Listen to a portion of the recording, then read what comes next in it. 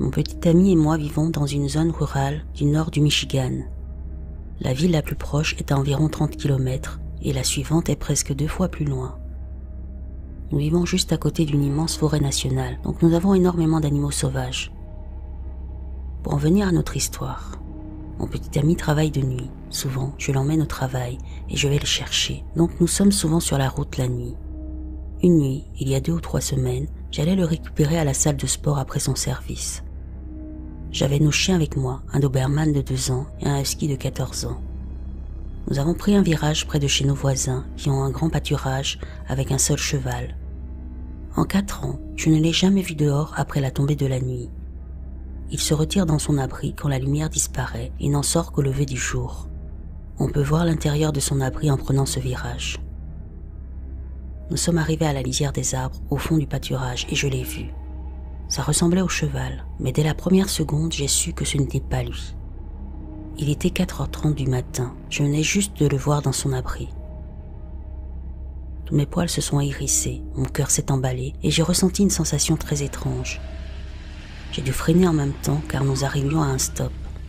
J'ai regardé mon Doberman sur le siège passager. Il avait tous les poils dressés, les dents découvertes.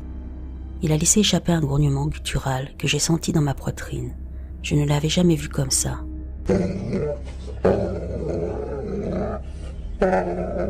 C'est un chien très docile, difficile de le perturber. J'ai eu la chair de poule et des frissons pendant les 30 km jusqu'en ville. Il y a 3 jours, mon petit ami rentrait du travail et de la salle de sport quand il est tombé sur la créature lui aussi. Il a dit qu'il avait vu un cerf en train de manger des déchets renversés d'une poubelle au bout d'une allée. Il n'y a pas prêté attention jusqu'à ce que le cerf se lève sur ses pattes arrière et traverse la route en marchant pour rejoindre les arbres. Mon petit ami est un ancien soldat d'infanterie. Je ne l'ai jamais vu nerveux ou secoué par quoi que ce soit en 4 ans. Mais quand il est rentré, j'ai tout de suite su que quelque chose n'allait pas. Il avait la chair de poule. Quand il m'a raconté l'histoire, j'ai eu des frissons et la même sensation glaciale. Je ne veux pas prononcer le nom de la créature à laquelle je pense. Il y a beaucoup de légendes et d'histoires sur cette terre. Quelle que soit cette créature, elle est terriblement proche de notre maison. Maintenant, je me méfie de toute la faune que je croise.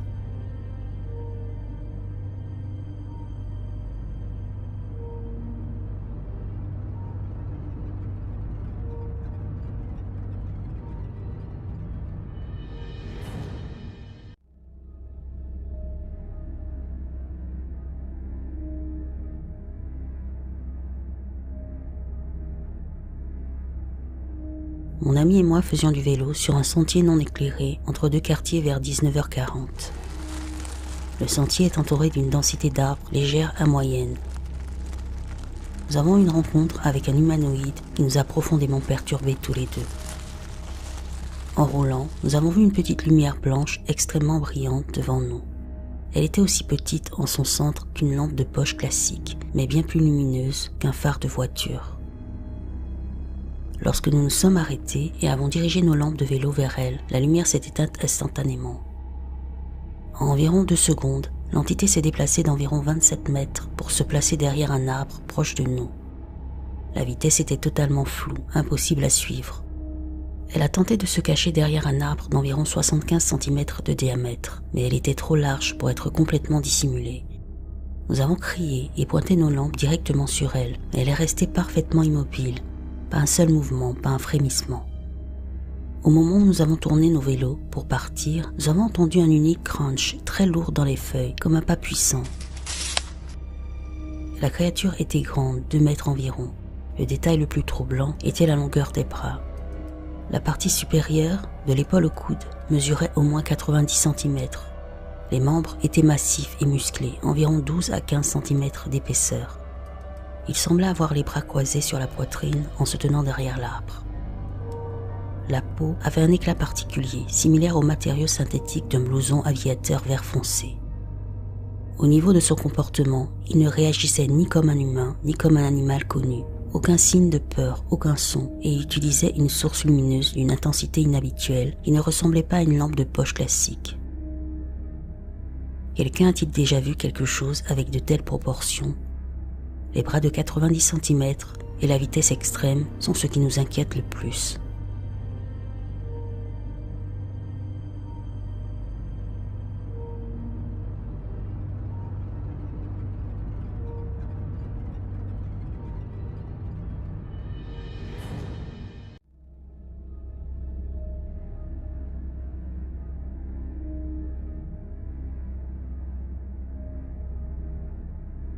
Il y a plus de 20 ans, mon ami et moi avons vécu une rencontre que j'ai longtemps considérée comme un rêve. Une conversation récente avec lui m'a fait comprendre que ce n'était pas un rêve. Dans les années 1990 et 2000, mes parents possédaient une propriété au bord d'un petit lac du centre du Michigan. Des dizaines d'autres personnes possédaient également des terrains sur ce lac et aux alentours. J'ai eu la chance de côtoyer de nombreux enfants de mon âge dont les parents étaient aussi propriétaires au bord de ce lac. La plupart des gens utilisaient ces propriétés comme résidence secondaire, mais quelques-uns y vivaient à l'année. Un soir, j'étais avec une douzaine de copains sur la terrasse d'une amie, avec vue sur le lac. Elle habitait de l'autre côté du lac. Au fil de la soirée, les gens sont rentrés fatigués ou à cause du couvre-feu. Vers 2h30 du matin, il ne restait plus que l'amie, une amie qu'elle avait amenée, mes deux amis, que j'appellerais Mike et Tom et moi. L'ami et son ami ont décidé de rentrer, alors Mike, Tom et moi avons dû faire le tour du lac pour rejoindre les propriétés de nos parents respectifs. Mike et moi avions 15 ans à l'époque. Tom en avait 14. Ma copine de l'époque, que j'appellerais Ashley, était avec nous chez un ami plus tôt dans la soirée, mais elle était rentrée à cause du couvre-feu. Normalement, j'aurais fait pareil, car Ashley et moi avions le même couvre-feu, mais ce soir-là, je dormais chez Mike, alors je ne l'ai pas fait. Ashley est donc rentrée à pied avec d'autres personnes. Lorsque nous avons quitté la propriété de la jeune fille, tout le monde savait que je devais passer la nuit chez Mike. Ce détail aura son importance par la suite. La propriété de la famille de Tom était mitoyenne de celle de mes parents.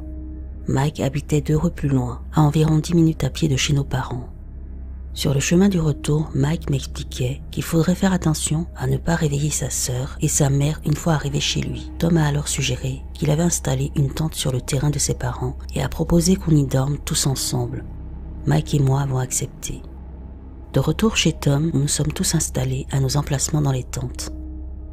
Mike s'est endormi assez vite, tandis que Tom et moi sommes restés éveillés à discuter. Tom avait un faible pour l'ami de la fille chez qui nous venions de passer et nous parlions de la façon dont il pourrait tenter de la séduire. Pendant notre conversation, nous avons entendu des grognements à l'extérieur, puis une voix qui appelait nos 3 noms. Cette voix ressemblait trait pour trait à celle d'Ashley. Au début, nous n'avons pas paniqué et avons répondu. La voix nous a demandé d'ouvrir la tente et de la laisser entrer. J'allais ouvrir la tente quand Tom m'a arrêté et a pointé du doigt une silhouette à l'extérieur. La silhouette ne ressemblait en rien à Ashley, elle était bien plus grande, semblait un peu voûtée et n'avait pas les cheveux longs comme Ashley. Tom et moi sommes restés figés et la voix nous a de nouveau demandé d'ouvrir la tente et de la laisser entrer. Nous ne savions pas quoi faire, mais j'ai fini par faire semblant que la fermeture éclair était coincée. Ashley a alors déclaré qu'elle n'arrivait pas à croire qu'elle s'était enfuie en douce pour qu'on se moque d'elle et qu'on l'empêche de rentrer. Après plusieurs tentatives pour nous convaincre, Ashley est partie et nous n'avons plus jamais entendu parler d'elle. Tom et moi nous sommes endormis peu après. Mike, lui, ne s'est jamais réveillé pendant tout ce temps. Le lendemain, Tom et moi n'avons pas reparlé de ce qui s'était passé. J'ai retrouvé Ashley et je me suis excusé de ne pas l'avoir laissée entrer dans la tente la nuit dernière chez Tom. Perplexe, elle m'a dit « Je croyais que tu dormais chez Mike et qu'elle ne s'était jamais éclipsée. » Sa sœur a confirmé ses dires. Elle partageait une chambre chez leurs parents. C'est là que j'ai compris. Elle avait raison. Les seules personnes qui savaient que Mike et moi avions dormi chez Tom la nuit dernière étaient Mike, Tom et moi. C'était avant l'arrivée du GPS sur les téléphones portables et des smartphones. Les SMS coûtaient 25 centimes pièce, donc leur utilisation n'était pas aussi répandue qu'aujourd'hui. On s'appelait pour discuter et aucun d'entre nous n'avait appelé qui que ce soit après avoir quitté la maison de la fille de l'autre côté du lac. J'ai mis ça sur le compte d'un rêve. Malheureusement, les parents de Tom ont perdu leur maison suite à une saisie immobilière pour non-paiement d'impôts l'été suivant et j'ai perdu contact avec lui pendant des années. Mike et moi sommes restés amis pendant 2 étés. Ashley et moi avons eu une relation en dents de scie pendant 1 ou 2 étés, mais nous n'avons plus jamais reparlé de cette soirée. Je n'y ai plus repensé jusqu'à la semaine dernière. Une fois adultes, nous sommes tous devenus amis sur les réseaux sociaux. On se parlait rarement, mais on était tous amis en ligne. Presque tous nos amis du lac le sont. Malheureusement, Mike est décédé quelques années après cette fameuse soirée dans un accident de voiture dont il n'était absolument pas responsable. C'était très triste, et l'une des dernières fois où j'ai vu tous les membres du lac en personne, c'était à ses funérailles.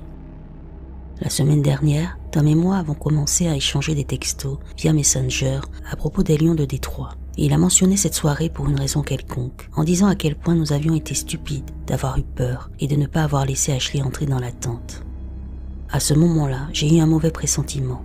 Ce n'était pas un rêve si Tom s'en souvenait, et Ashley m'avait assuré qu'elle ne s'était jamais enfuie en cachette il y a des années. Je l'ai dit à Tom et lui ai demandé s'il était sûr de s'en souvenir. Il a répondu « Ah oui, c'était la nuit où on avait passé notre temps à parler de mon envie de coucher avec la copine de la fille. » Il a décrit exactement ce que j'avais vu, une créature de plus de 2 mètres de haut, le dos voûté. Lui aussi pensait avoir rêvé, et en évoquant ce rêve, il cherchait à savoir si c'était la réalité ou non. Nous n'avons aucun doute sur l'apparence de cette silhouette et sur le fait qu'elle portait la voix d'Ashley. Nous n'avons jamais rien vu de tel, ni avant ni après cette nuit-là. À notre connaissance, personne d'autre aux alentours du lac n'a rien vu de pareil. Mike ne nous a rien dit avant de mourir. J'avais déjà entendu parler de Skinwalker, sans jamais vraiment y prêter attention. Après ma conversation avec Tom, j'ai approfondi mes recherches, et je pense qu'un Wendigo correspondrait davantage à ce que nous avons vu, car nous ne sommes ni dans le sud-ouest des États-Unis, ni près d'une réserve amérindienne.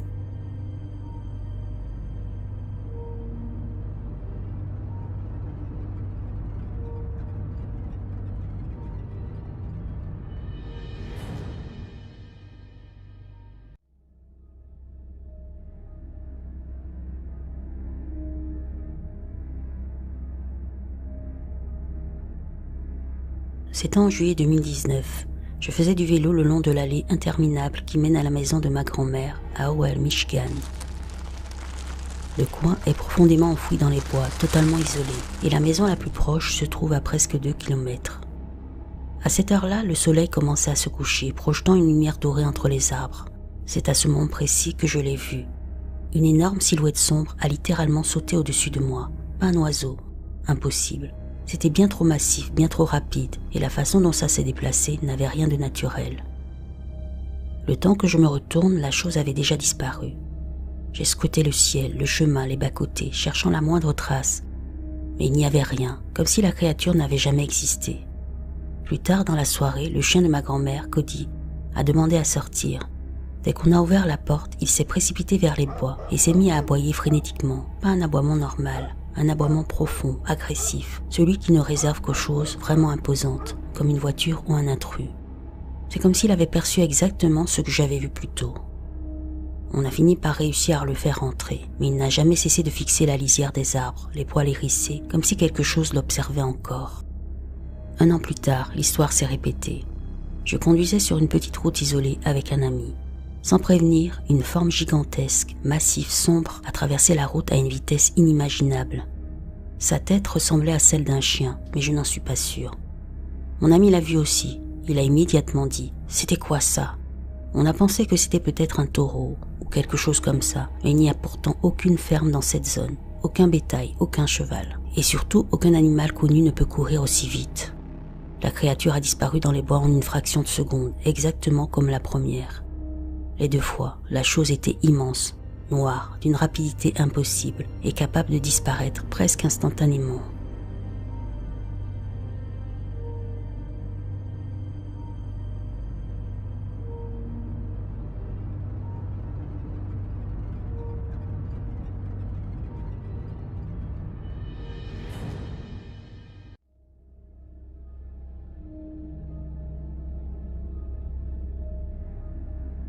Cette observation a eu lieu quand j'avais entre 8 et 11 ans. Et à ma connaissance, c'est la première et la seule fois où j'ai vu quelque chose de ce genre, même si j'ai vu ou entendu beaucoup de choses étranges dans les bois au cours de ma vie. Empreintes, bruits inhabituels, dispositions étranges de branches ou de débris naturels, etc. Moi et mon ami, appelons D, qui habitait en face de chez ma grand-mère, jouions dans le jardin pendant que mon oncle travaillait dans son atelier. Nous jouions à un jeu quelconque d'après mes souvenirs, et pour une raison inconnue, j'ai regardé en direction de la forêt derrière la maison. Pour donner une idée de la disposition du terrain, la maison se trouve à environ 4 à 6 mètres de la route principale. Il y a environ 5 autres maisons le long de cette portion de route, et la forêt entoure pratiquement toutes les propriétés, ainsi que la route. Si vous connaissez la région de Corinthe, vous voyez à peu près ce que je veux dire. Le jardin arrière est assez grand, je dirais environ 1 hectare, À partir de l'arrière de la maison, le terrain descend dans une sorte de petite vallée circulaire, avec de nombreux petits arbres et buissons au centre. Mon oncle avait une piste pour quad qui faisait le tour de la base de cette vallée, probablement envahie aujourd'hui. Au-delà de la base, le terrain remonte en formant une colline assez raide qui mène directement à la forêt. Bref, en regardant vers la forêt, j'ai vu quelque chose bouger au loin. Ce mouvement, d'après une estimation approximative, se trouvait à environ 18 à 23 mètres. À l'époque, ma vue n'était pas très bonne, alors j'ai demandé à D de me prêter ses lunettes. En regardant à travers, j'ai vu ce qui avait attiré mon attention.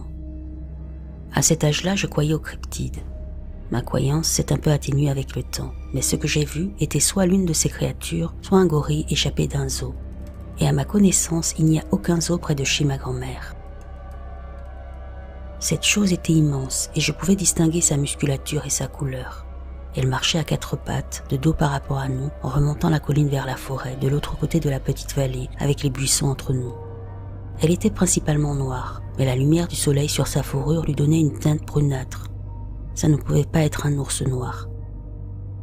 La tête était en forme de cône et je distinguais clairement les épaules et les muscles du dos, ressemblant beaucoup à ceux d'un primate.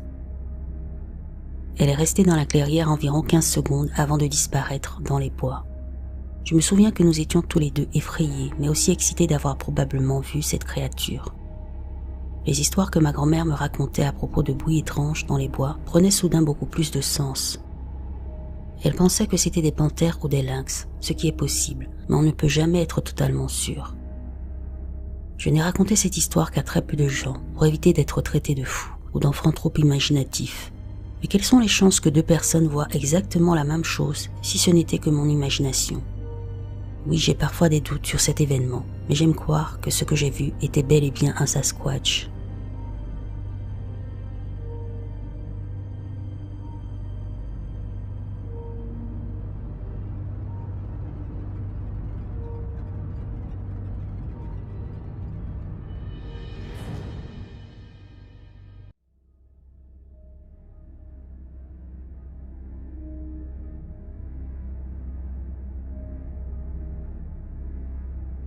Les événements que je vais raconter se sont tous produits au cours des 2 dernières années environ.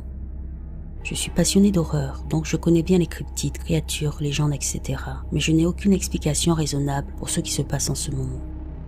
Avant de commencer, je tiens à préciser que je ne souffre d'aucune maladie mentale et que je ne crois pas aveuglément au surnaturel.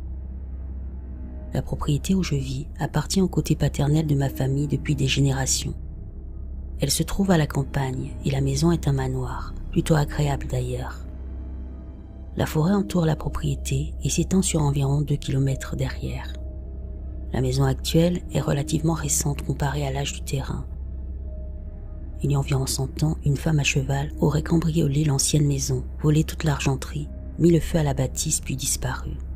Nous avions trouvé un livre derrière le garde-manger en rénovant, un livre qui racontait l'histoire du lieu, mais impossible de remettre la main dessus aujourd'hui. Quoi qu'il en soit, j'ai grandi ici et j'en garde de très bons souvenirs, jusqu'à il y a environ 2 ans.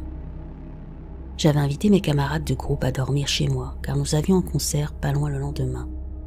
J'avais très mal dormi la nuit précédente, donc pendant qu'eux dormaient tous dans le sous-sol, qui sert de salon secondaire, j'ai choisi de dormir dans ma chambre à l'étage. On avait passé une super soirée et je suis allé me coucher vers 2h30 du matin.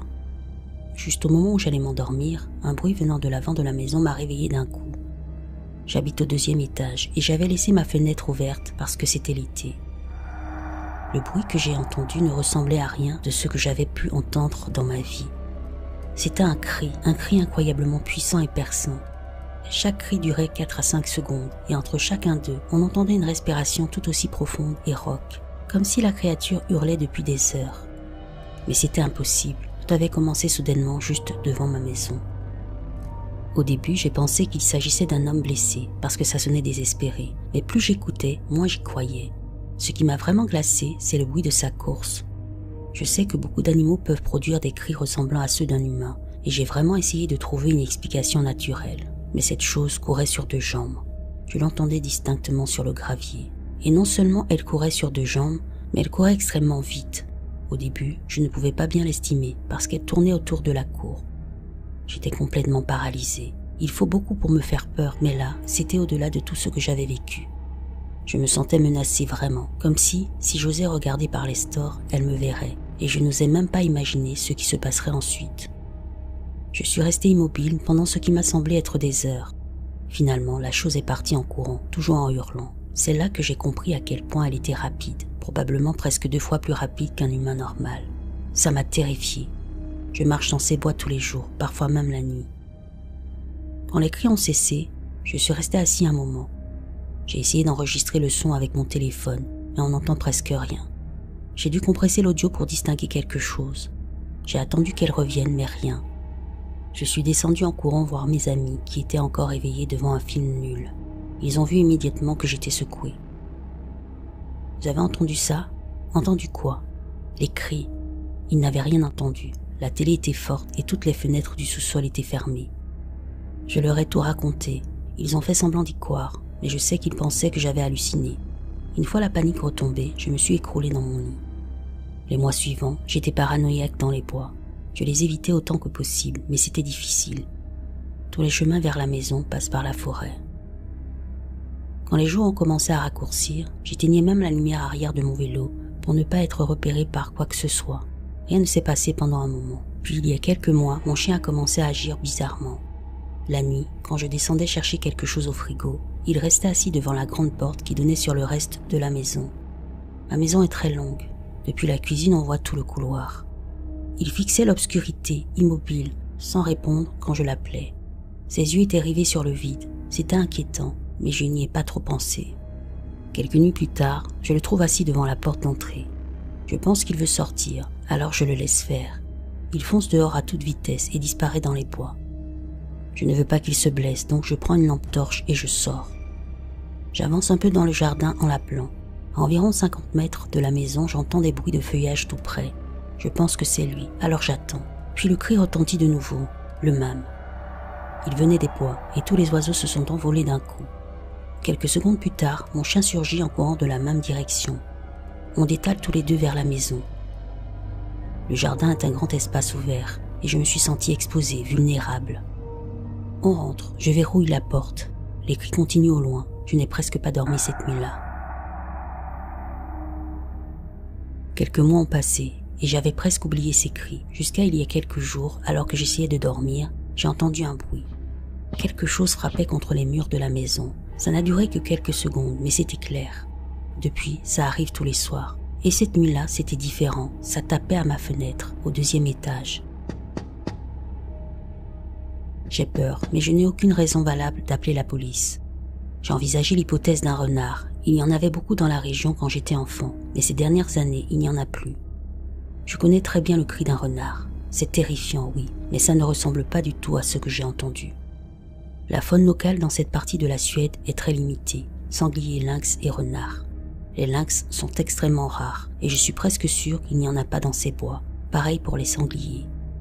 J'ai voulu savoir plus sur l'histoire du lieu, et mon grand-père, qui vit aussi sur la propriété, m'a dit que 7 personnes sont mortes dans ces bois au cours des 25 dernières années. C'est étrange, surtout qu'il n'y a aucun animal ici capable de tuer un humain, et que le terrain n'a rien de dangereux. Tout ça est vraiment bizarre, mais je reste sceptique.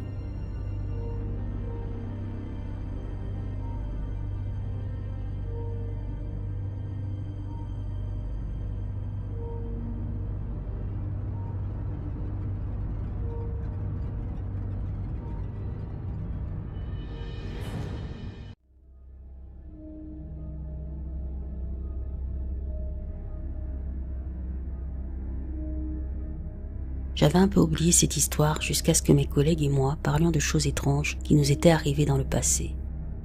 Ils étaient choqués et en leur racontant, je leur ai demandé si quelqu'un avait déjà vécu quelque chose de similaire. Ils ont tous répondu non.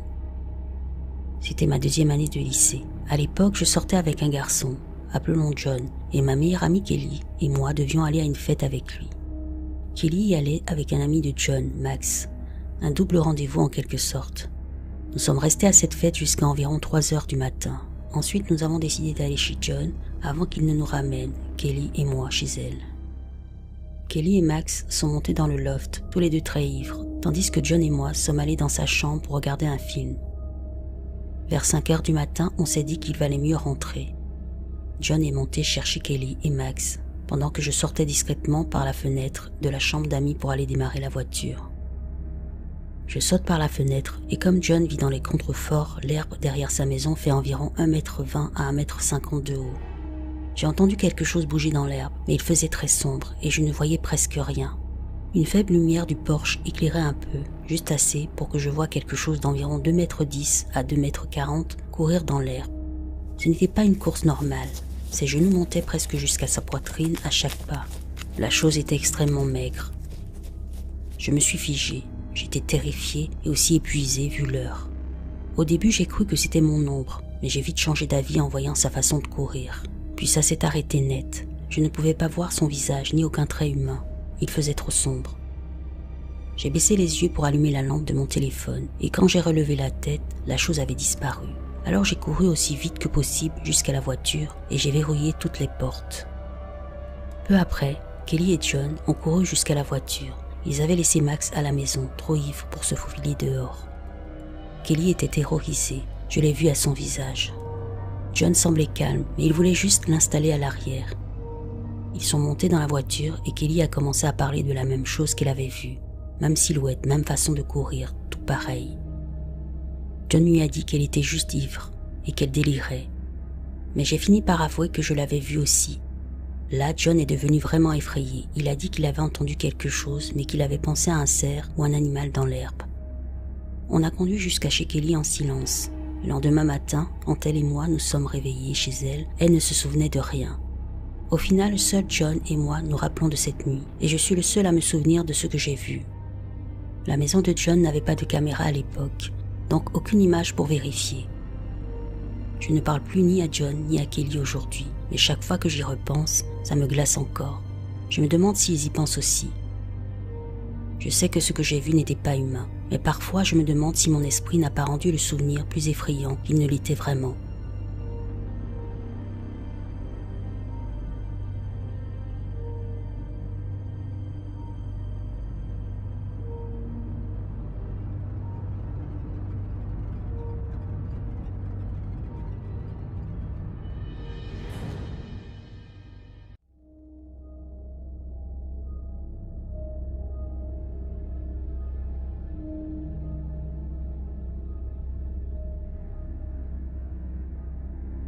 Mon cousin et moi vivons littéralement au milieu de nulle part, juste à côté d'une immense forêt.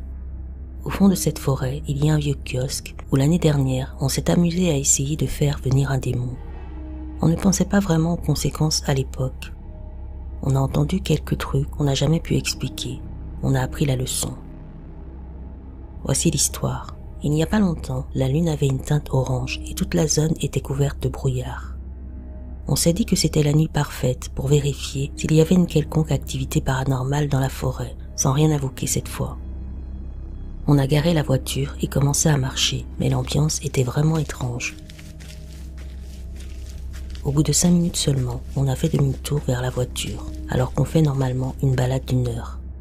De retour dans la voiture, mon cousin baisse sa fenêtre et commence à faire clignoter sa lampe torche vers les arbres, en mode stroboscope. Et là, d'un coup, on voit 2 yeux rouges très brillants nous fixer depuis environ 90 mètres. Ils sont restés visibles 2 secondes, puis ont disparu. On essayait de comprendre ce qu'on venait de voir, quand 10 secondes plus tard, le capteur de recul de ma voiture se déclenche, indiquant que quelque chose se trouvait juste derrière.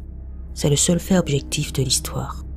La voiture a clairement détecté quelque chose qui n'était pas là quelques instants avant. Je n'ai pas de caméra arrière, donc impossible de voir ce que c'était. J'ai démarré immédiatement, concentré à 100% sur la route. Mon cousin regardait par la fenêtre et il jure avoir vu quelque chose nous poursuivre. Une silhouette grise, humanoïde, qui courait à 4 pattes super vite. Je sais que ça paraît fou, peut-être juste son imagination.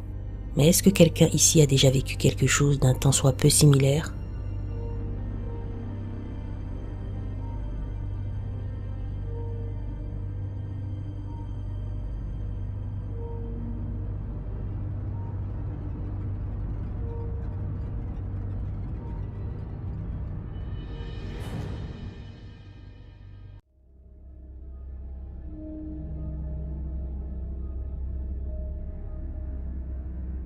j'ai vécu pas mal d'expériences étranges dans ma vie, et celle-ci est l'une de celles qui m'ont le plus marqué. Bref, quelques fois par an, mes parents, mes frères et sœurs, mes oncles, tantes, cousins et moi allons rendre visite à mon grand-père dans une petite ville perdue au milieu de la forêt Mark Twain, pas loin de Elephant Rocks, si vous connaissez. Dans ma famille, certains croient au paranormal, d'autres pas du tout. Moi j'y crois, et l'un de mes cousins aussi, appelons-le Michael. On passait le week-end chez mon grand-père dans cette minuscule ville de moins de 300 habitants. Pas loin de sa propriété, il y a un parc avec un cimetière juste en haut de la colline. C'est un endroit où mes cousins, mes frères et sœurs et moi allions souvent traîner pendant la journée. En fin d'après-midi, Michael a décidé d'y aller seul, un peu submergé par le bruit de plus de 10 personnes dans une petite maison. Il est revenu au bout d'une trentaine de minutes pour me raconter qu'il avait vu un cerf vraiment bizarre qui le fixait dans le parc. Il l'avait regardé pendant qu'il était assis sur le manège et même marché vers lui, ce qui n'est pas du tout un comportement normal pour un cerf, surtout dans une région où la chasse et les coups de feu sont fréquents. Michael était un peu secoué, donc évidemment, moi j'étais super excité et j'ai proposé qu'on y retourne pour enquêter, ce qu'on a fait. Le cerf était toujours là, debout dans le champ, derrière l'aire de jeu, pas couché, pas en train de manger, pas en train de fuir, juste debout, immobile, en train de nous fixer. Avant de partir, j'avais pris mes cartes de tarot et mon spirit box. En voyant que le cerf était encore là, j'ai allumé l'appareil, mis en mode FM et lancé le balayage des stations, mais quelque chose clochait déjà. Normalement, en FM, j'entends au moins des bouts de chansons. Là, rien que du statique, juste du bruit blanc. Pourtant, on n'était pas trop loin d'un relais radio. La veille, mes cousins et moi l'avions utilisé chez mon grand-père, à même pas 900 mètres de là. Il faisait beau, pas un nuage, donc pas de problème météo. Le simple bourdonnement du statique nous mettait déjà mal à l'aise, mais ensuite, les choses sont devenues vraiment étranges. Je sais que vous n'avez aucune raison de croire un inconnu sur Internet, et honnêtement, je n'y croirais pas non plus si je ne l'avais pas vécu. Mais un brouillard bas a commencé à se former, un brouillard qui ressemblait à des effets spéciaux ratés d'un film d'horreur des années 80. Il rampait au sol, montant à peine à 1 mètre de hauteur. Et le cerf a commencé à s'approcher lentement, comme si l'ordre naturel s'était inversé et que nous étions devenus la proie. Une rafale de vent a soudain soufflé mes cartes de tarot du manège, alors qu'il n'avait pas fait un souffle de vent de toute la journée. Après les avoir ramassées, Michael et moi avons décidé qu'on avait assez vu pour la journée. Il faisait presque nuit, et on n'a pas le droit d'être dehors après la tombée du jour. En marchant vers la rue, dos au cerf, on pouvait sentir son regard sur nous, comme s'il évaluait le meilleur angle d'attaque. Puis on l'a entendu courir. On s'est retourné juste à temps pour le voir filer dans les bois, en direction du cimetière. Et comme la fille stupide dans un film d'horreur que j'ai toujours juré ne jamais être, j'ai dit « Au moins il est parti de ce côté-là, il ne pourra pas nous couper la route. » Il y avait un bâtiment entre nous et la zone où il avait couru, donc ça me semblait logique. Mais évidemment, ma chance étant ce qu'elle est, à mi-chemin vers la rue, on a entendu un bruit dans les bois de l'autre côté, celui où le cerf n'était pas allé. Ça nous a fait peur, mais ce n'est pas ça qui nous a traumatisés. Ce qui est venu ensuite, oui, un cri, mais pas vraiment animal ni humain non plus. Quelque chose d'horriblement entre les deux. Un son impossible à décrire, mais qui nous a glacé le sang. On a détalé jusqu'à chez mon grand-père. On est rentré sain et sauf. On a essayé de dormir sans succès. On n'a jamais compris ce qui s'était passé. Un cerf bizarre, quelque chose d'autre, ou juste une série de coïncidences que notre cerveau a transformées en histoire hantée. On est retourné au parc depuis, et on n'a jamais revu ce cerf. Mais une chose est sûre, je ne crois pas aux coïncidences.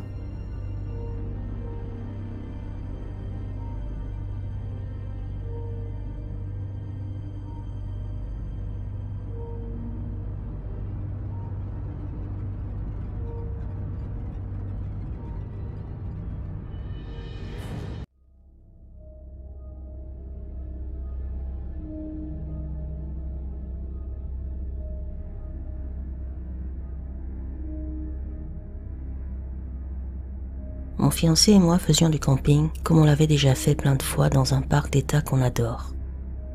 Tout était normal. On a fait à manger sur le feu, on a traîné un peu et on a laissé le feu mourir et on est allé dans la tente pour fumer et se reposer. Malgré les 100 000 histoires flippantes que j'ai lues, les bois ne m'ont jamais fait peur. Mais cette nuit-là, mon cerveau a décidé que ce serait une super idée de me refaire mon cauchemar récurrent. Quelqu'un qui marche autour de notre tente. Donc je passe par des cycles où je rêve que je me réveille en entendant des pas autour de la tente. j'essaie de réveiller mon fiancé, j'échoue. Je rêve encore la même chose, puis je me réveille vraiment en me disant qu'il n'y a rien. 3 ou 4 cycles comme ça, et je me réveille encore à cause des pas. Sauf que cette fois je ne rêve pas, il y a vraiment des pas, puis j'entends un grognement grave, et je suis presque paralysée. J'arrive à réveiller mon fiancé en lui chuchotant. Il y a quelque chose dehors. Il se réveille et on continue d'entendre quelque chose marcher autour de la tente, grogner, râler, renifler.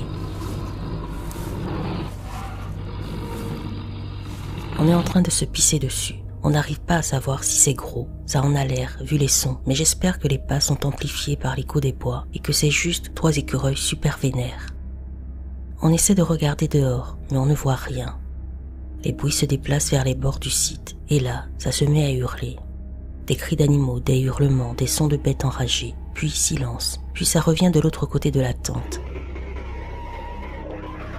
On essaie de rester silencieux en attrapant nos armes, ridicules. Moi avec mon petit spray au poivre rose, qui va sûrement juste énerver le lion préhistorique de 3 tonnes que j'imagine prêt à me dévorer. Lui avec quelques couteaux de chasse qu'on avait pris pour couper de la corde, ou en cas d'urgence, ou d'humains bizarres. On n'a même pas la hache, parce que je l'ai laissé faire le sac pendant que je bossais. Résultat, on a 80% des trucs importants, et c'est clairement ma faute. On est foutu.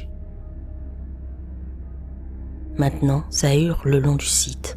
On dirait que tous les petits animaux du nord-est des États-Unis se font écorcher vifs autour de notre tente. Je tremble comme une feuille, sans exagérer. Je dois me lever parce que l'adrénaline me donne l'impression d'avoir fumé la dose de crack d'une vie entière. On n'arrive toujours pas à localiser la bête, ni à voir quoi que ce soit. On va mourir ici, c'est sûr. C'est la fin de saison, il reste peut-être un seul autre site occupé, et on est arrivé trop tard pour s'enregistrer. On va finir en cadavre mystérieux et méconnaissable, et je panique parce que j'ai un enfant. Finalement, ça fait quelques minutes qu'on n'a plus entendu de cris, ni de grognements. La dernière fois, ça semblait être à quelques sites de là. Alors on décide de prendre nos portefeuilles, d'abandonner tout le reste, et d'appuyer sur le bouton panique de la voiture avant de courir comme des dératés, pendant que la bête, espérons-le, se chie dessus à cause des lumières et du bruit. Ça marche, on dégage à toute vitesse. Il est 2 heures du matin, on achète des biscuits dans une supérette, on rentre dormir chez nous, puis le lendemain, on retourne au camping avec des armes CO2, des haches, des couteaux, tout ce qu'on peut. On ne trouve rien.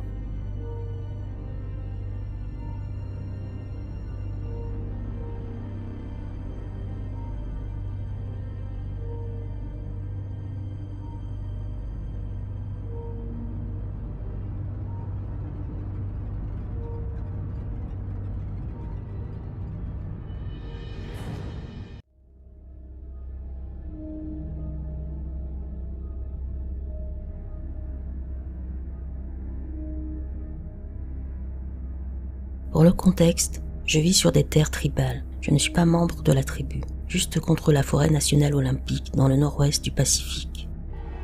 Je sortais mes chiens pour leur promenade du soir. Ce sont des chiots husky et je les garde en laisse parce qu'ils adorent courir partout et explorer.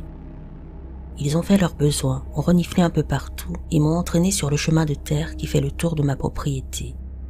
En approchant de la portion du chemin qui longe la lisière des bois, à la lumière de la lune, j'ai à peine distingué quelque chose qui commençait lentement à sortir des arbres et qui se dirigeait vers nous.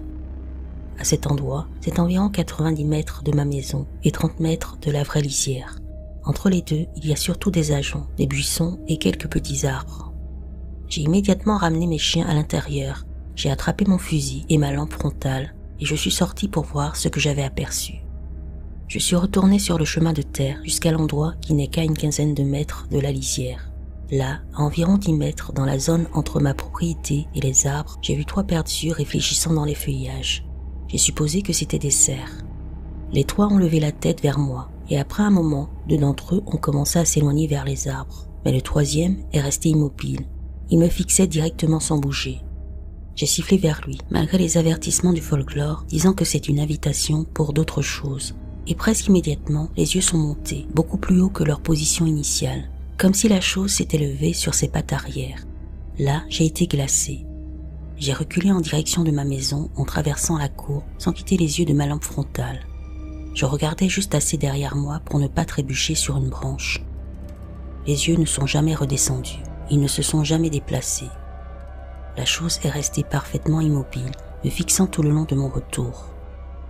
C'est arrivé ce soir même et je n'arrive pas à me calmer ni à dormir. Je me sens paranoïaque, assis à écouter le moindre bruit, à regarder régulièrement vers les bois avec mon monoculaire infrarouge. D'habitude, je considère les cryptides comme du folklore, mais la terreur immédiate que j'ai ressentie, ce n'était pas normal. J'ai chassé le cerf, l'élan, l'ours, etc. et je n'arrive pas à trouver une explication logique à ce que j'ai vu.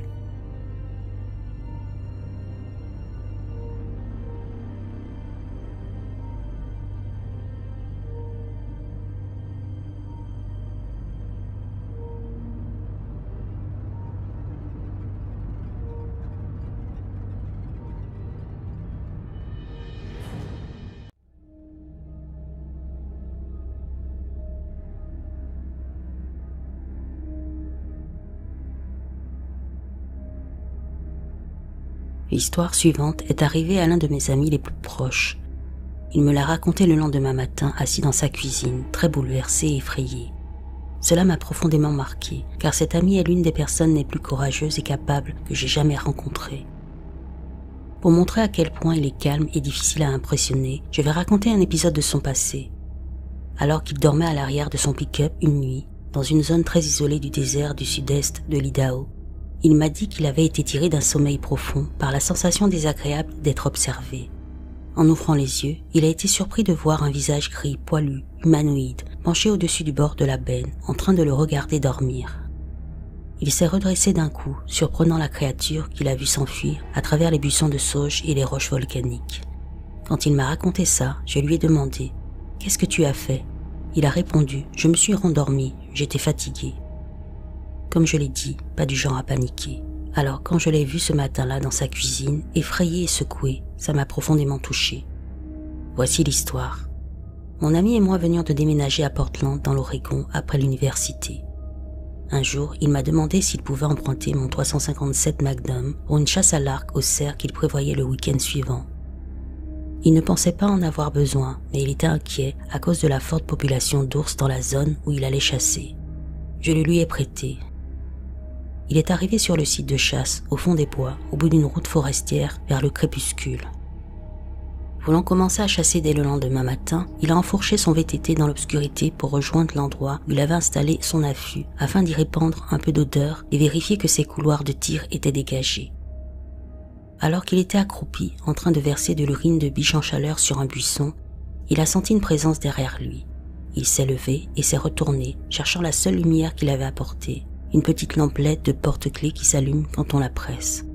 Il l'a pressée et a vu une paire d'yeux assez large, à environ 1 mètre du sol, réfléchir la lumière. La lampe était trop faible pour révéler autre chose que ses yeux. Pensant qu'il était normal qu'un ours ou un cerf le prenne pour un animal, après tout il était accroupi et sentait l'urine de biche, il s'est redressé, a frappé dans ses mains et a dit d'une voix ferme « Dégage !» s'attendant à ce que l'animal confus s'enfuit en réalisant qu'il avait affaire à un humain. Mais ce n'est pas ce qui s'est produit. Au lieu de fuir, les yeux se sont lentement élevés, jusqu'à dépasser les 2,70 m de hauteur. Puis la créature a fait un pas vers lui. Il a ressenti une terreur écrasante et a rapidement dégainé le 357, tenant le revolver dans une main et la petite LED dans l'autre. Il a commencé à reculer. À chaque pas qu'il faisait en arrière, les yeux avançaient, restant toujours juste hors du cercle de lumière. En peu de temps, il s'est retrouvé dos à un grand arbre, qu'il a utilisé pour protéger son arrière, tandis que les yeux l'observaient à 3 mètres de distance. Les yeux oscillaient de gauche à droite, montaient et descendaient légèrement, comme si quelque chose l'étudiait sous différents angles.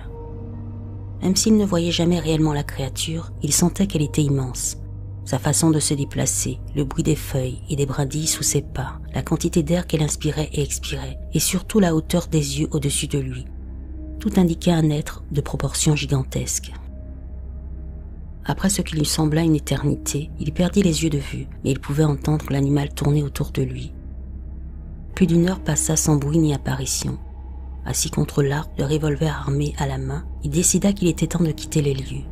Il était environ 1 heure du matin. Il se mit en route vers l'endroit où il avait laissé son VTT. À sa grande inquiétude, il entendit la créature marcher parallèlement à lui dans les broussailles épaisses. Elle le suivit jusqu'à son vélo. Ne voulant pas perdre son ouïe, son seul moyen de savoir où se trouvait l'animal, il choisit de pousser son vélo jusqu'au camion plutôt que de le monter. Il lui fallut plus de 4 heures pour rejoindre son camp. Chaque fois qu'il pensait que la créature était trop proche, d'après les bruits dans les forêts, il s'arrêtait, et chaque fois, l'animal recommençait à tourner autour de lui. Quand il semblait s'éloigner un peu, il repartait jusqu'à répéter ce cycle toutes les 10 minutes durant cette nuit interminable. Finalement, après ce qui lui sembla une vie entière, il atteignit son véhicule. Dans un élan de panique et d'adrénaline, il jeta son vélo à l'arrière, démarra le camion et dévala la montagne. Il fallut plusieurs kilomètres pour que le sentiment d'oppression commence à se dissiper. Quand l'adrénaline retomba, les tremblements commencèrent. Il tremblait tellement qu'il avait du mal à garder le camion sur la route jusqu'à ce qu'il arrive chez lui et s'effondre sur une chaise de cuisine. C'est là que je l'ai trouvé, un peu plus tard, lorsque je suis passé nourrir son chien. Après m'avoir raconté ce qui lui était arrivé, je lui ai proposé de retourner avec lui récupérer son matériel de camping et son affût. Il refusa et préféra abandonner ses affaires à la nature plutôt que de retourner là-bas. Même s'il chasse et pêche toujours autant, il ne retournera jamais à cet endroit et évite toute la région.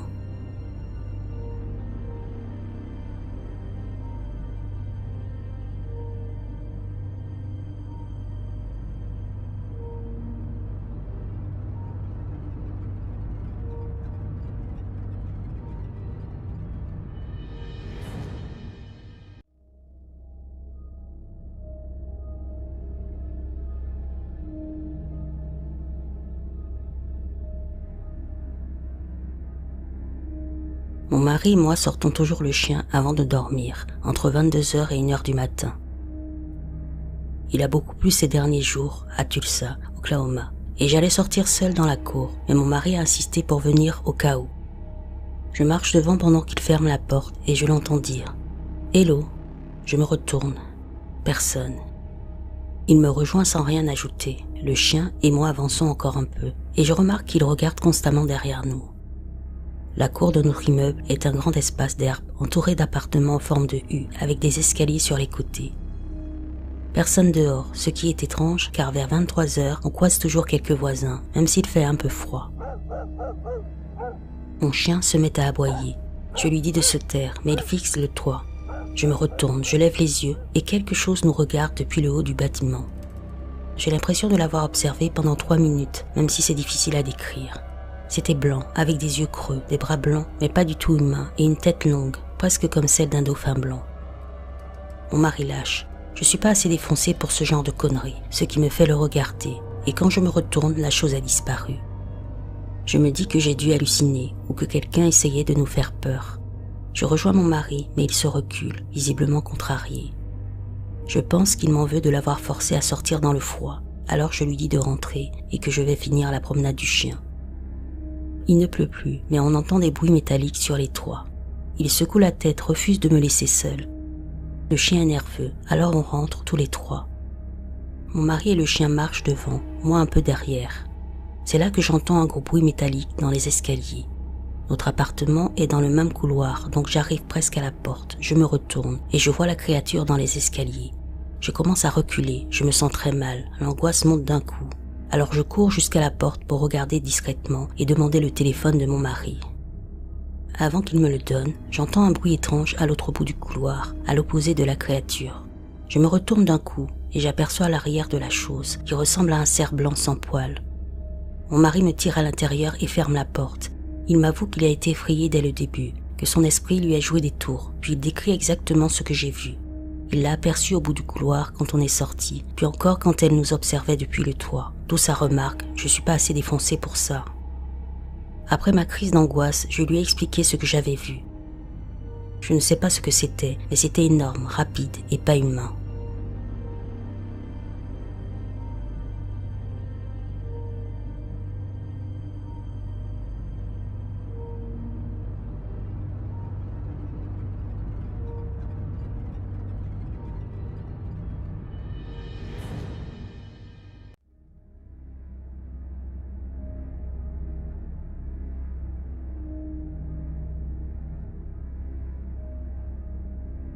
Je suis une femme de 18 ans et je vis dans la campagne anglaise.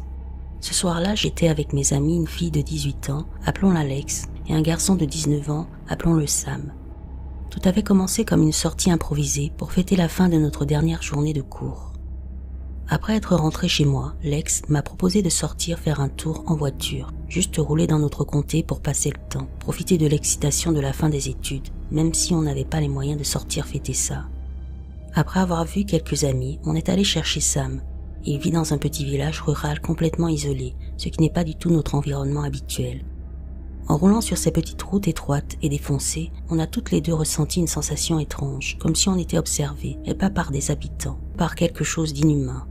Les villages qu'on traversait ressemblaient à des décors de films d'horreur. Et pour la première fois, ça ne ressemblait plus à de la fiction. En attendant Sam devant chez lui, Lex a senti quelque chose lui attraper le bras. La fenêtre était fermée, personne n'était dans la voiture, et elle était côté conducteur, donc côté gauche. Ça nous a glacés. On a ensuite passé la soirée chez un ami à jouer au billard et aux fléchettes. Vers 2h45 du matin, il était temps de rentrer, mais l'atmosphère était lourde, oppressante. Et non, avant que quelqu'un ne le dise, nous n'avions rien bu ni pris, ce qui est inhabituel pour nous.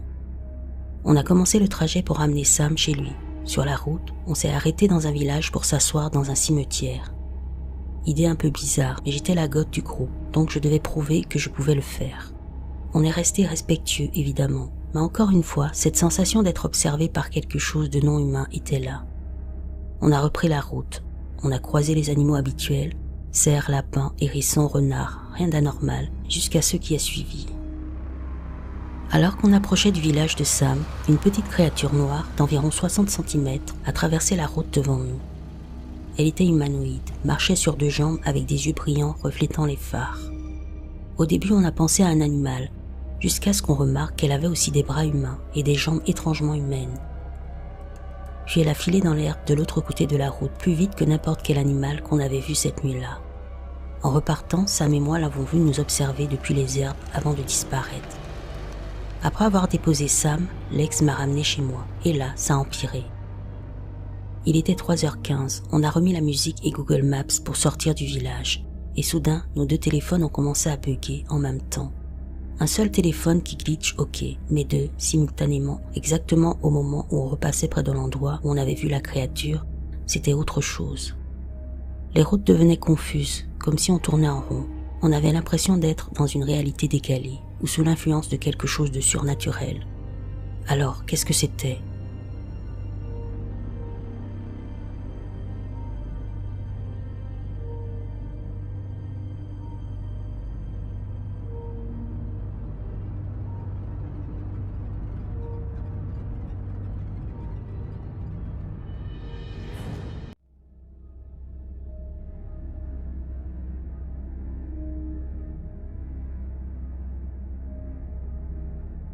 Je vis en Irlande à Dublin. Je ne suis pas vraiment un croyant des cryptides comme le monstre du Loch Ness ou Bigfoot et je n'ai jamais vécu quoi que ce soit d'étrange dans ma vie jusqu'à maintenant. Il y a environ 2 jours, je me promenais dans une réserve naturelle près de chez moi. D'habitude, je ne fais que traverser pour rentrer chez moi, mais ce soir-là, j'avais besoin de me vider la tête, alors j'ai fait tout le parcours. Vers le milieu de la réserve, il y a une grille qui sépare les broussailles et les arbres instables du chemin principal. Juste devant, il y a un banc où je m'assois souvent pour écouter de la musique et me détendre. Quand je me suis assis, j'ai regardé à travers la grille et j'ai vu la chose la plus étrange de toute ma vie. Derrière la grille se tenait ce qui ressemblait à une silhouette en bâton, comme celle qu'on dessine enfant. Elle se trouvait à environ 2 mètres de la grille, mesurait près de 2,10 mètres et semblait toucher le sommet des petits arbres autour d'elle. Dès que je l'ai vue, j'ai été incapable de bouger. Mon corps refusait de réagir. J'ai ressenti des picotements partout, comme quand une jambe s'endort, mais sur tout mon corps. Après environ 5 minutes, j'ai détourné le regard, et j'ai eu l'impression que quelque chose tirait violemment ma tête sur le côté. Une vague de nausée m'a submergé. Je me suis levé et j'ai couru jusqu'à ne plus pouvoir respirer. J'ai vomi 3 ou 4 fois avant de rentrer chez moi en tremblant. C'est là que j'ai remarqué quelque chose d'encore plus bizarre. Quand je suis arrivé au banc, il était 19h. Quand j'ai fui, mon téléphone affichait 22h. J'ai perdu 3 heures alors que j'avais l'impression d'être resté assis 20 minutes, peut-être 30. Depuis, je me sens très mal, nausée, tout violente, incapacité à me détendre. besoin de respirer profondément pour ne pas paniquer. 2 jours plus tard, ça ne passe toujours pas. Détail supplémentaire, la créature était immense. Elle avait de longs bras noirs qui descendaient jusqu'à ses pieds, beaucoup plus longs que ses jambes. Son corps était noir profond, avec une brillance presque surnaturelle, comme de l'écorce mouillée ou du goudron. Sa tête semblait plus claire que le reste du corps, partiellement caché par les feuilles d'un arbre. Après l'événement, j'ai été malade plusieurs jours, migraine, quinte de toux, douleurs musculaires, paranoïa intense au point de ne plus pouvoir sortir de chez moi. Je tousse encore aujourd'hui, même si ça peut être lié au mauvais temps récent.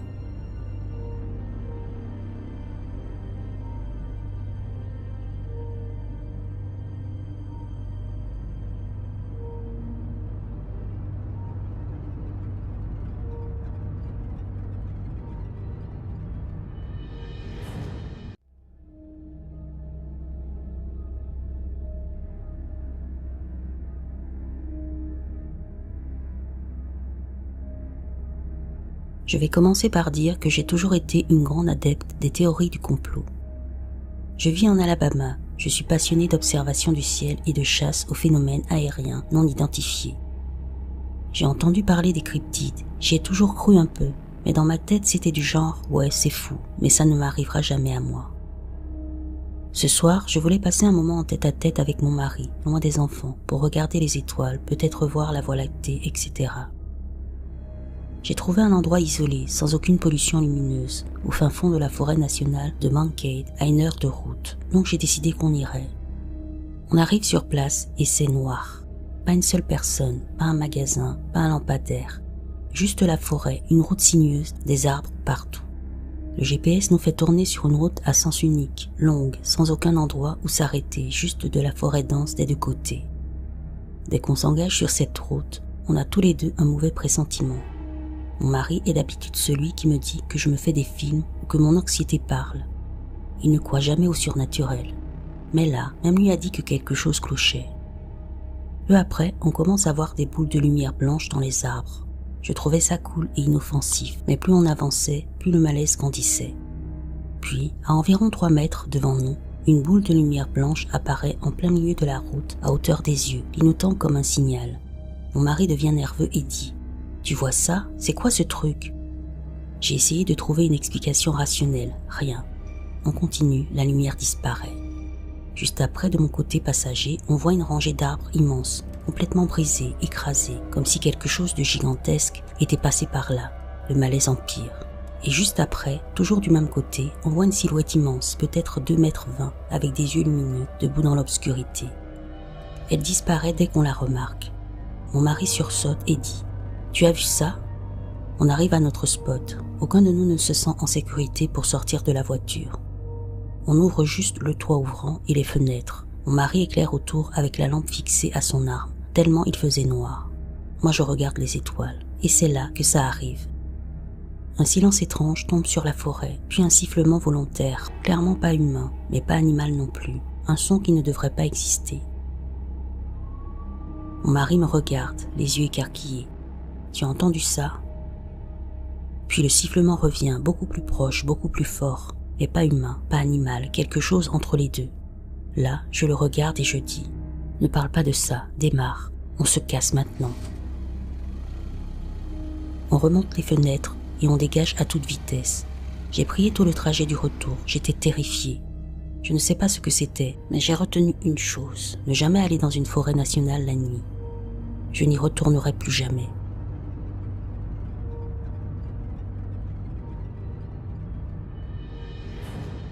Mon frère et ses amis rentraient chez eux en traversant les bois lorsqu'ils ont tous entendu un craquement de branches. En se retournant pour voir ce que c'était, ils ont aperçu la silhouette d'une personne en haut de la colline, à environ 100 mètres de l'endroit qu'ils venaient de descendre. Ils ont vu cette silhouette tenter rapidement de se cacher derrière un arbre. Ils se sont tous demandé s'ils avaient bien vu la même chose, et chacun a confirmé que oui. Alors qu'ils continuaient à fixer l'endroit, les yeux de mon frère ont fini par s'adapter à l'obscurité. Il a alors décrit avoir vu une tête dépasser de derrière l'arbre, mais d'une manière étrange. La créature semblait très grande, et le mouvement de sa tête était inhabituel, presque mécanique, et c'est là que les choses deviennent vraiment terrifiantes. La créature est sortie complètement de derrière l'arbre et s'est tenue debout en haut de la colline, comme si elle avait décidé On m'a vu, je dois agir. Une sorte de réaction instinctive, comme un choix entre fuir ou attaquer. Mon frère a dit que c'est à ce moment-là que la peur s'est emparée d'eux, car il pouvait maintenant voir clairement que la morphologie de cette chose n'était pas humaine. Il l'a décrite comme très grande, avec une taille fine, des bras longs et une tête longue. Et pour aggraver les choses, la créature a commencé à descendre la colline en courant, se dirigeant droit vers le champ entouré d'arbres où se trouvaient mon frère et ses amis. Il a précisé que la vitesse de la créature n'était pas humaine. Elle gagnait du terrain très rapidement. Évidemment, mon frère et ses amis ont pris leurs jambes à leur cou, courant comme si leur vie en dépendait. Mon frère n'a pas osé se retourner, concentré uniquement sur le fait de s'échapper. Il a dit qu'en courant, il pouvait entendre la créature trébucher de temps en temps, mais aussi entendre ses pas se rapprocher, ce qui lui donnait une idée de sa vitesse, et c'était terrifiant. En approchant du village, ils sont arrivés à la limite du champ, là où un lampadaire éclairait le bord du terrain. Mon frère a dit que la créature s'est arrêtée net dès qu'ils ont atteint la lumière, comme si elle avait peur de la lumière, ou qu'elle ne voulait pas être complètement révélée. Ils ont continué à courir jusqu'à chez eux. J'ai demandé à ses amis ce qu'ils en pensaient, et ils disent tous encore aujourd'hui à quel point c'était effrayant. Mon frère et moi adorons le camping sauvage. Une fois la veille d'un départ en camping, on a eu la mauvaise idée de reparler de cette nuit-là. On a fini par annuler le camping, tellement on s'était fait peur à l'idée de revoir cette créature dans les bois. Je suis ancien militaire, donc j'ai passé beaucoup de nuits en forêt, en bivouac, et pourtant cette histoire nous effraie encore. Le niveau de détail et la terreur dans le visage et la voix de mon frère quand il me raconte cette nuit renforcent l'idée que c'est réellement arrivé. J'ai eu mon frère au téléphone plus tôt et j'ai réussi à obtenir une description plus précise de la créature. Jambes longues et musclées, bras longs et musclés qui descendaient sous les genoux, grandes mains, mais il n'a pas vu les doigts à cause de l'obscurité. Taille fine, mais la cage thoracique ressortait, cou mince, tête classique en forme d'ampoule, pas de traits visibles sur le visage, respiration profonde et rythmée pendant la poursuite.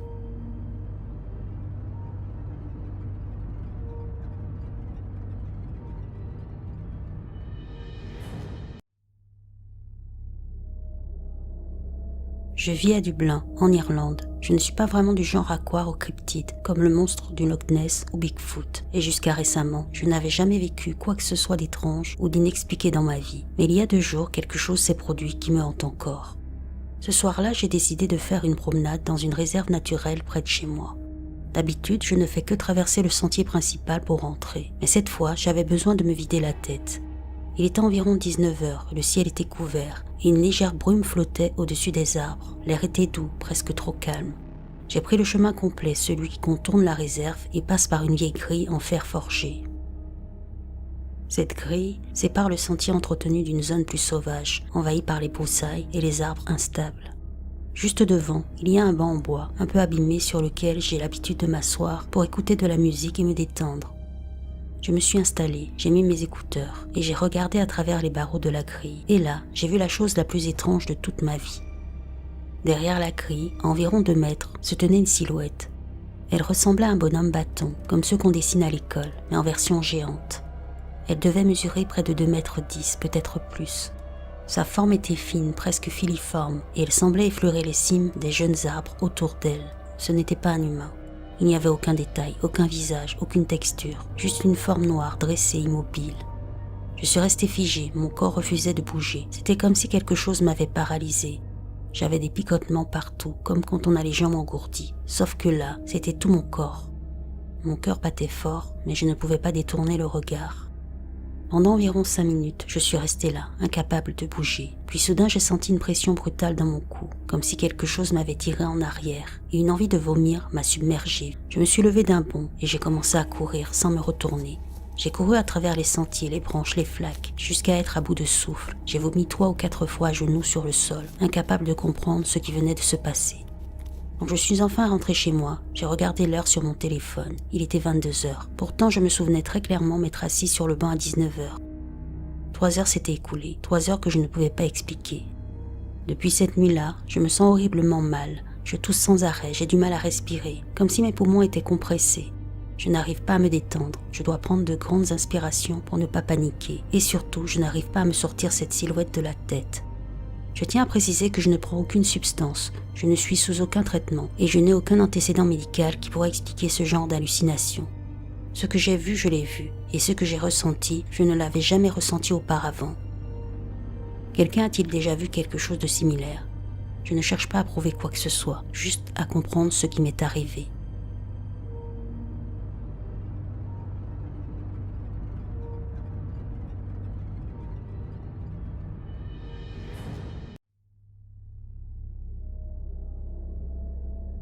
Je n'oublierai jamais ce que j'ai vu.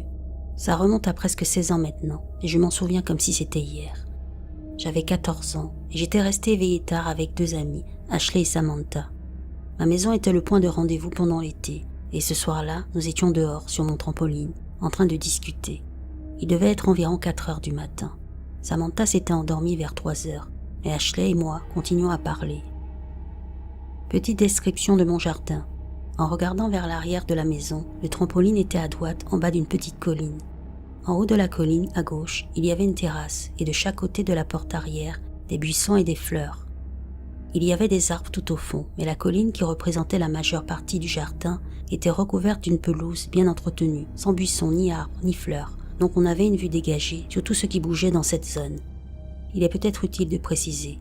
Il y avait une grille d'égout à la base de la colline, près de la ligne d'arbres.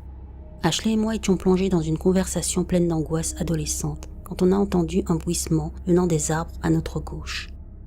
C'était assez fort pour nous faire taire et tendre l'oreille. Je ne suis pas sûre, mais je pense que ce moment de silence a suffi à réveiller légèrement Samantha, ou peut-être que le bruit l'a réveillée, car elle a commencé à bouger sur le trampoline, ce qui nous a tous fait bouger et a provoqué un gros grincement. Soudain, le bruissement s'est arrêté et une silhouette pâle et mince d'environ 60 cm de haut a filé à toute vitesse à travers la colline en direction des buissons près de la porte. Elle était tellement pâle, presque luminescente. Sa tête semblait trop grosse pour son corps, mais pas dans le sens créature monstrueuse, plutôt comme si un bébé humain avait la capacité de courir à 6 mois et qu'il était affamé, parce que mon Dieu, il était d'une maigreur effrayante. Je ne sais pas ce que c'était vraiment, mais mon cerveau a immédiatement interprété ça comme un bébé pâle et maigre court à travers le jardin. Je me tourne vers Ashley, qui fixe les buissons avec horreur. Je suis sans voix. Je veux lui demander si elle l'a vu, mais je sais déjà que oui, rien qu'à voir son visage. On est terrifiés. On se regarde sans savoir quoi dire, quand Samantha se redresse, bâille et demande « Est-ce qu'un bébé vient de traverser le jardin ?» Le fait qu'elle ait décrit exactement ce qu'on venait de voir, avant même qu'on ait pu dire un mot, et sans savoir qu'Ashley et moi étions terrifiés, c'est ce qui me perturbe le plus. Parce que quand on a répondu « Ouais », elle est devenue complètement réveillée, genre « Attendez quoi, vous l'avez vu aussi ?» Je pensais que je rêvais. On est resté sur le trampoline jusqu'au lever du soleil, parce que cette chose avait disparu près de la porte. Je n'ai aucune idée de ce que c'était, mais je sais que ce n'était pas un foutu bébé.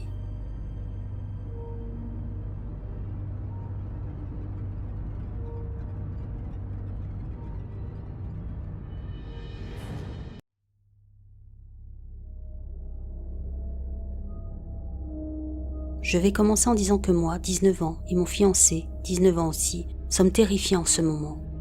C'est aussi une histoire assez longue, car il ne cesse de se passer des choses. Nous avons récemment emménagé dans l'ancienne caravane de mes grands-parents, située en plein milieu des bois, avec seulement 3 autres caravanes à proximité. Pour lui, c'est nouveau, mais moi je connais cette caravane depuis mon enfance. Ce n'est pas très joli, mais le loyer est bon marché, et nous avons l'endroit pour nous seuls. Ça fait environ un mois qu'il a emménagé, et au début, je pensais qu'il était fou lorsqu'il disait avoir vu quelque chose passer devant la fenêtre arrière, mais ensuite je l'ai vu aussi. J'étais dans la cuisine près de l'avant de la caravane. Il y a tout un mur de fenêtres juste à côté de moi, recouverte d'un rideau léger à travers lequel on voit assez facilement. Mon chat s'agitait devant la fenêtre pendant que je cuisinais, et je n'y ai pas prêté attention car c'est encore un chaton. Puis mon fiancé est entré et a dit « Le voilà, tu le vois cette fois ?» En me retournant, je me suis figée. C'était si rapide que je n'ai vu que la moitié arrière de son corps disparaître hors de vue. C'était gris, avec une fourrure très clairsemée, des pattes longues et maigres et une vitesse incroyable. Je me suis retournée vers lui horrifiée. C'est la dernière fois que nous l'avons vu, mais nous continuons à l'entendre. Au début, je pensais à un coyote, mais c'est bien trop grand. Et il n'y a pas de chiens ici car le propriétaire ne les autorise pas. Il n'y a pas non plus de loups, car nous vivons dans un état du sud. Il y a quelques nuits, je suis rentrée tard du travail, vers 22 heures, et nous avons décidé de regarder un film ensemble. Nous étions à la moitié du film, quand il l'a mis en pause sans prévenir. Quand je lui ai demandé pourquoi, il a juste dit « Chut ». Quelques instants plus tard, il relance le film et dit « Peut-être que ce n'était rien », mais ensuite je l'ai entendu aussi. La poignée de notre porte arrière tournait alors que nous gardons toujours notre porte verrouillée. Nous avons mis le film en pause et écouté. Après l'avoir entendu plusieurs fois, il est allé dans notre chambre, à côté de la porte arrière, et a pris son fusil.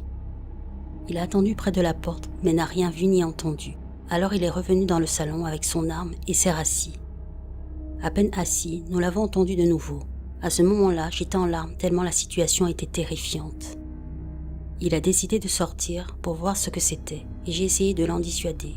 Il n'a pas voulu m'écouter, alors j'ai pris mon fusil et je l'ai suivi. J'avais peur, mais je ne voulais pas le laisser y aller seul. Nous avons fait le tour de la caravane et il n'y avait rien. Nous sommes rentrés et plus rien ne s'est produit le reste de la nuit. Depuis, j'entends des petits coups sur nos fenêtres et nos murs, comme si ça nous narguait. Puis hier soir, j'ai entendu quelque chose sur le toit.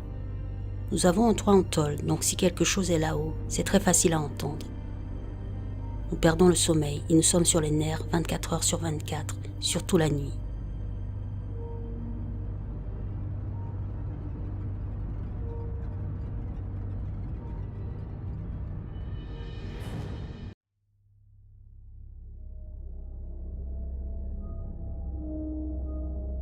Ça s'est passé dans le centre-ouest de l'Illinois. La première fois, c'était il y a environ 6 mois, vers 1 ou 2 heures du matin. Il y avait un orage et je rentrais du travail, environ 1 heure de trajet. Ma sortie habituelle était bloquée à cause d'un semi-remorque tombé dans un fossé. J'ai donc reconfiguré mon GPS, pris un autre chemin que je ne connaissais pas et je me suis retrouvé à traverser un champ d'éoliennes. Pour contexte, je souffre de mégalophobie et les éoliennes me terrifient particulièrement à cause de leur taille. La nuit, leurs lumières rouges clignotantes sont très inquiétantes. En plus, les éclairs illuminaient le ciel de temps en temps et je les voyais apparaître en flash. Bref, j'étais dans un état de stress élevé sur une route de campagne inconnue. J'étais à environ 25-30 km de chez moi. Je prends un virage à gauche et juste au moment où je redresse le volant, je vois une silhouette noire, sombre, vaguement humanoïde, probablement 2 mètres, traverser la route très rapidement. Je dis se déplacer parce que ça ressemblait à une course, mais il n'y avait aucun impact au sol. Elle bougeait de manière fluide, comme si elle flottait. Je pouvais distinguer vaguement des bras et des jambes anormalement longs. La silhouette était floue, donc je ne suis même pas sûre d'avoir vu des contours nets. C'était juste une masse noire, et s'il courait, il n'y avait aucun espace visible entre son corps et ses membres, comme s'il était entouré d'un brouillard noir ou d'une vapeur, très difficile à décrire. Mes phares étaient braqués sur lui, mais il était complètement noir, comme s'il absorbait toute la lumière. C'est allé tellement vite que je n'ai pas eu le temps de comprendre ce que je voyais. Il a couru dans un champ de maïs et j'ai conduit le reste du trajet en pleurant, paranoïaque. J'ai aussi ressenti une horrible sensation dans le ventre, une peur viscérale, juste avant de le voir. D'après mes souvenirs, ce sentiment est arrivé en premier, puis j'ai vu la silhouette quelques secondes plus tard. C'est allé si vite que je ne peux même pas faire confiance à ma mémoire. Il ne semblait pas du tout perturbé par ma présence. Il ne m'a pas regardé, ne m'a pas reconnu. Rien, il semblait juste déterminé à courir vers le champ de maïs. Aucun trait distinctif, pas de visage visible, pas de vêtements, juste du noir. Mon partenaire et mes parents me croient, ce qui m'a aidé à ne pas me sentir fou. Mes grands-parents vivaient dans notre maison actuelle et ont dit qu'ils avaient vu des choses similaires dans cette région au cours des 30 à 40 dernières années. Mais ça fait assez longtemps que j'ai essayé d'oublier et de me convaincre que c'était une hallucination ou juste mon imagination dans une situation stressante. Et maintenant, la deuxième apparition. Ce soir-là, mes parents, mon oncle et mes cousins étaient dehors. Je vis chez mes parents, mon oncle et mes cousins étaient en visite, et moi j'étais à l'intérieur, et ils ont entendu un bruit étrange. Ma mère a dit que ça ne ressemblait à aucun animal du coin, ça venait du jardin devant. Alors, ils ont braqué une lampe torche dans cette direction. Rien, mais ce n'est pas ça le plus bizarre. Ils avaient commandé une pizza plus tôt dans la soirée, et juste après avoir entendu ce bruit, la livreuse est arrivée. Elle semblait secouée et a dit à ma mère qu'elle avait vu une sorte de silhouette sombre traverser notre route, juste quelques instants avant. On vit sur une route en gravier, à environ 800 mètres d'une route départementale et du voisin le plus proche. Elle l'a décrite presque exactement comme moi, des membres anormalement longs, sombres et ombragés, même avec les phares braqués dessus, se déplaçant très rapidement et de manière si fluide qu'on aurait dit qu'ils flottaient. Ça l'a terrifiée. Je ne sais pas si le bruit qu'ils ont entendu est lié ou non, mais c'est étrange qu'ils aient dit que ça semblait si proche. Tous nos voisins sont des personnes âgées ou des agriculteurs, et ils ne sont pas assez proches pour qu'on les entende aussi clairement. Certains animaux font des bruits étranges. Quelqu'un a déjà entendu un hibou barré hurler, Ça ressemble un peu à des singes, donc je choisis de croire que c'était un animal. Et ça me perturbe vraiment que cette femme ait vu exactement la même chose que moi et que ce soit maintenant plus proche de chez moi, littéralement à moins d'1 kilomètre. Ma mère est très croyante et a dit que peut-être ça m'a suivi jusqu'à la maison, ce que je ne crois pas forcément, mais à ce stade, je considère toutes les options. Je n'ai aucun antécédent d'hallucination, j'ai bien envisagé cette possibilité, mais entendre une autre personne décrire exactement la même chose m'a vraiment troublée.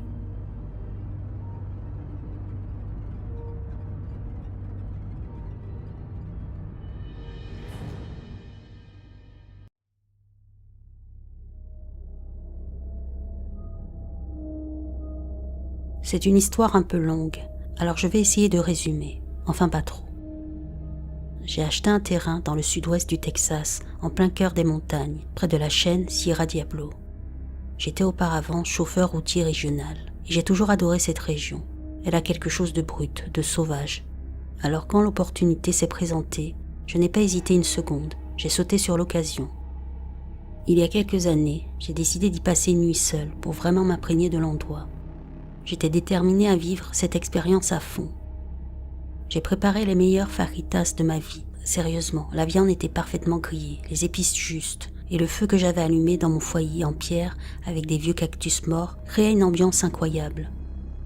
Le ciel s'est embrasé au coucher du soleil, et ensuite les étoiles, mon Dieu. C'était comme un rêve éveillé, un silence total, juste le crépitement du feu et le souffle du vent dans les rochers. Mais au moment où le soleil disparaissait derrière les crêtes, j'ai remarqué quelque chose dans le lit de la rivière asséchée. Une silhouette noire, tapie dans les broussailles et les arbres. Le terrain est en zone ouverte, donc j'ai d'abord pensé que c'était une vache de mes voisins. Mais cette chose, elle me fixait, pas comme un animal curieux, non, comme quelque chose qui observe. Je n'ai pas paniqué, j'ai continué ma soirée, puis un peu de vin en mémoire de proches disparus. J'avais prévu de dormir dans mon camion cette nuit-là, à l'arrière, que j'avais aménagé en lit. J'ai couvert les vitres avec des serviettes pour éviter la lumière et me suis allongé, et c'est là que les choses ont commencé à devenir étranges. Il n'y a presque pas de réseau là-bas, juste assez pour vérifier la météo et m'assurer qu'aucune tempête n'approchait. Je me suis endormi, mais j'ai été réveillé en sursaut. J'avais une sensation horrible, comme si quelque chose n'allait pas du tout, une peur viscérale, animale. J'ai essayé de me raisonner, de ne pas céder à la panique, mais j'ai fini par jeter un œil par la fenêtre. Et là, sur le terrain voisin, j'ai vu une silhouette haute, gris foncé, presque noire, qui avançait lentement dans ma direction. Je suis resté figé, puis j'ai commencé à voir des choses bouger derrière le camion, des ombres, des formes indistinctes. J'ai eu l'impression que le temps ralentissait, que l'air devenait plus lourd. À ce moment-là, j'ai sauté sur le siège conducteur, arraché les rideaux, allumé les phares à fond. Et là, j'ai vu quelque chose fuir la lumière, se déplacer à une vitesse inhumaine, comme si elle se dissolvait dans l'obscurité. J'ai démarré en trombe, et j'ai roulé sans m'arrêter jusqu'à la route principale. Quelques kilomètres plus loin, tremblant, j'ai pris la direction de la ville voisine pour trouver une chambre chez une vieille dame qui loue des chambres aux voyageurs. Mais le plus étrange, c'est ce qui s'est passé ensuite. Le lendemain, j'ai appelé l'ancienne propriétaire du terrain pour lui donner des nouvelles. Et là, elle m'a demandé, presque comme une évidence, « Est-ce que tu t'es senti en sécurité là-bas ?» Elle m'a expliqué que beaucoup de gens ne se sentent pas en sécurité sur ce terrain, qu'il y a quelque chose qu'on ne peut pas expliquer. Le voisin le plus proche est à plus d'1 kilomètre. Et moi, je suis un gars costaud, en bonne forme, pas du genre à avoir peur facilement. Mais cette nuit-là, j'ai eu peur, une peur que je n'avais jamais connue. Et pourtant, le plus fou dans tout ça, c'est que je prévois d'y retourner bientôt pour les vacances. Oui, je vais y retourner. Et cette fois, je compte bien rester toute la nuit. Je veux comprendre, je veux savoir ce qui rôde là-bas.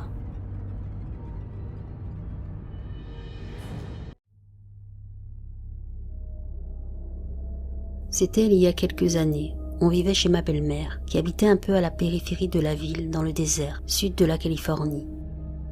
Il y avait de la civilisation au sud de son quartier, mais c'était plus rural, et ces quartiers se terminaient par une montagne ou une grande colline.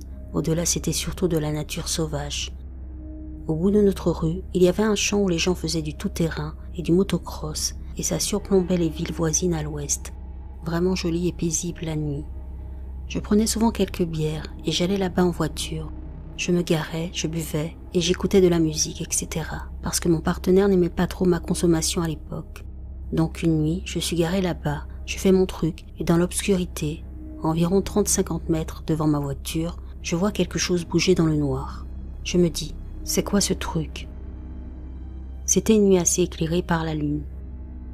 Quand la chose s'est avancée un peu plus dans la clairière, j'ai pu mieux distinguer ce que c'était. Une sorte de créature trottant à vitesse modérée qui ressemblait à un loup, et j'ai pensé un moment que c'était peut-être un ours. Mais en l'observant, ça s'est passé en quelques secondes, ça ressemblait plus à un gros chien ou à un loup qu'à autre chose, mais il y avait quelque chose de bizarre. Il semblait plus grand que n'importe quelle créature que j'avais vue dans le coin, avec une posture un peu voûtée, et il courait, trottait, à quatre pattes, avec détermination comme s'il savait exactement où il allait. Il ne semblait pas me remarquer ni se soucier de ma présence. J'étais à bonne distance et mes phares étaient éteints. Une fois qu'il est passé, j'ai déguerpi direct. J'ai mis la voiture en marche arrière et je suis rentré chez moi, complètement retourné par ce que je venais de voir. Ce truc était énorme. J'ai vécu dans cette région toute ma vie et je n'ai jamais vu un truc pareil.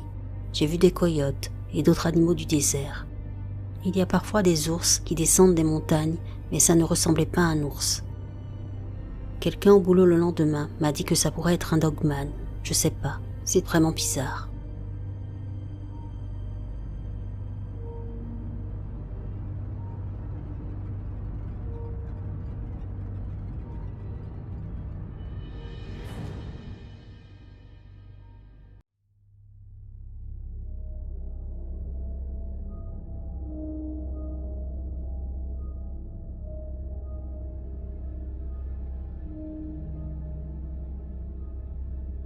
Donc cela se passe en 2002, au Brésil.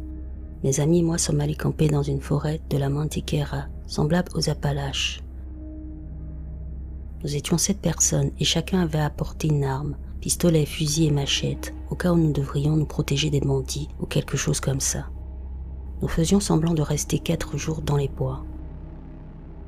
Notre emplacement de camping était à environ 1h30 de la route principale. Nous avons installé le camp dans l'après-midi, et quand la nuit est venue, nous avons allumé un feu et bu et mangé, ri, etc.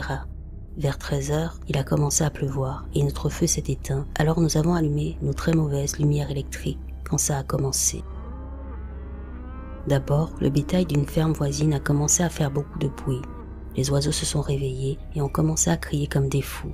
Ça a duré environ 1 heure, puis soudainement, tout s'est arrêté. Un silence complet et mortel. Tous les animaux ont cessé de faire du bruit. À ce moment-là, nous étions terrifiés avec nos armes chargées. Nous avons fait un cercle. Nous étions tous dans l'armée et l'un d'entre nous était dans une police d'opération spéciale. Puis nous avons entendu du mouvement près de nous. Quelque chose nous observait de près. Nous ne pouvions pas dire où à cause du bruit de la pluie. Pour empirer notre situation, une de nos lampes électriques s'est déclenchée. Quel cliché, pensais-je. Nous étions dans l'obscurité entourés de quelque chose dans un silence complet. C'est à ce moment-là que nous avons entendu le cri. Je ne peux même pas le décrire, c'était un son très aigu qui a duré longtemps, environ 1 minute. Un éclair est tombé dans les bois et pendant quelques secondes, je l'ai vu. Une chose très grande et maigre avec des traits humanoïdes. Ce n'était pas humain. Il avait de très longs bras et des yeux noirs.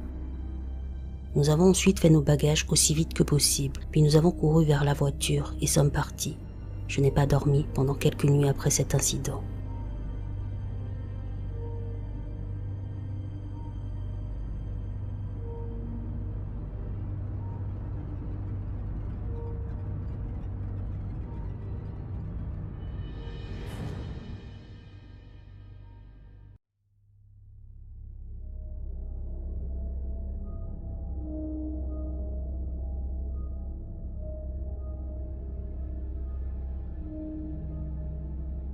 C'est l'histoire de mon oncle.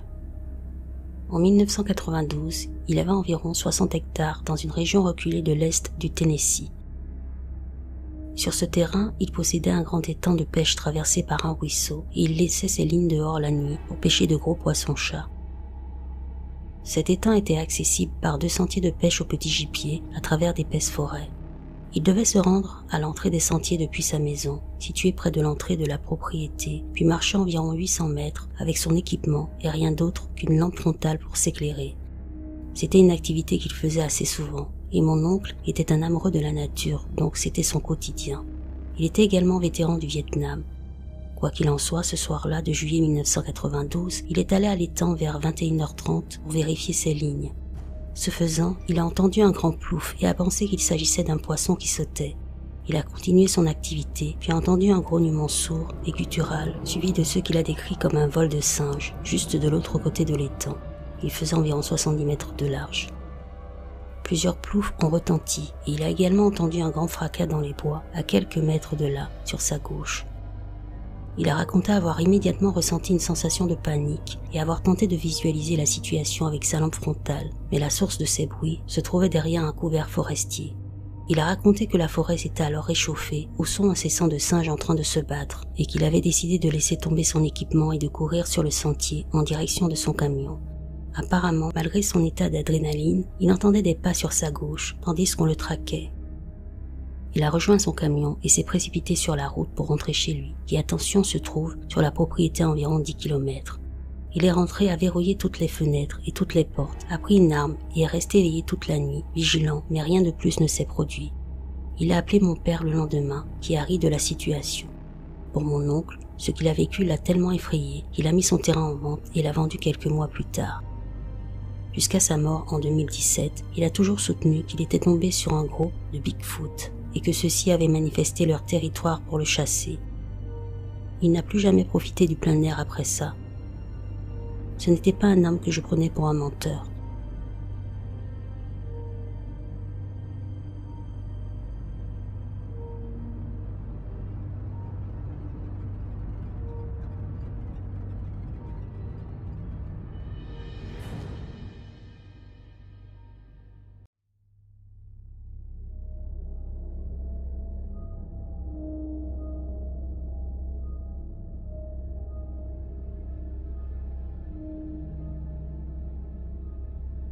Pendant une visite aux îles Gingerbread, je suis allé me promener dans une zone boisée avec un ami. Le sentier était une route étroite et sinueuse, bordée d'arbres morts, clairsemés et de broussailles sèches. L'endroit était calme, isolé et reconnaissable entre mille. Le soleil commença à se coucher, baignant le paysage d'une lumière dorée déclinante, assez pour distinguer clairement les détails dans un rayon de 6 à 9 mètres. Environ 30 secondes avant la rencontre visuelle, j'ai ressenti un changement brutal de perception, une peur viscérale, primitive, un besoin urgent de fuir. Ce n'était pas une réaction à un stimulus visible, c'était instinctif, la réponse de fuite la plus intense que j'ai jamais connue. En tournant dans un virage du sentier, nous sommes tombés sur une petite clairière où, à environ 10 mètres devant nous, était accroupie une créature inconnue, jamais vue auparavant et jamais revue depuis. Pas plus de 1,30 m en position accroupie, complètement dépourvu de poils, peau lisse et pâle, tendu sur un squelette sans muscles apparents, corps extrêmement maigre, vertèbres saillantes, membres longs avec peau lâche aux coudes et poignets, uniquement de l'os sous la peau. Mains, 4 longs doigts, chacun terminé par des griffes noires acérées. Son visage, pas de lèvres visibles, de petites fentes au-dessus de la bouche, semblant être des narines, yeux entièrement noirs, dents petites et nombreuses. Ses yeux étaient noirs, sans pupilles, ni blancs, comme du vide. La créature s'est tournée brusquement, mais a croisé mon regard une fois, puis elle s'est enfuie à 4 pattes, disparaissant dans la forêt. Son mouvement ressemblait à celui d'un humain, essayant de courir à 4 pattes, étrange, saccadé mais coordonné. Nous avons couru jusqu'à la marina. J'ai raconté ce que j'avais vu à d'autres, mais on m'a dit que c'était un rêve ou mon imagination. Pourtant, je n'ai jamais eu de cauchemar.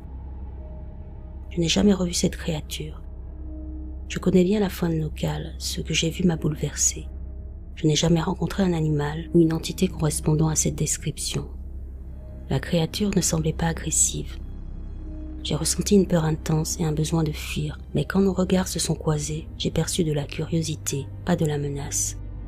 Elle semblait sourire avant de s'enfuir. Je ne me suis pas senti hanté par la suite, mais j'ai eu l'impression d'être observé, pas chez moi, mais d'une manière abstraite, comme si quelque chose avait pris note de moi. Pas de cauchemar, mais je me réveillais souvent fatigué et paranoïaque. Je n'ai jamais revécu une peur aussi intense que celle ressentie dans les 30 secondes précédant son apparition.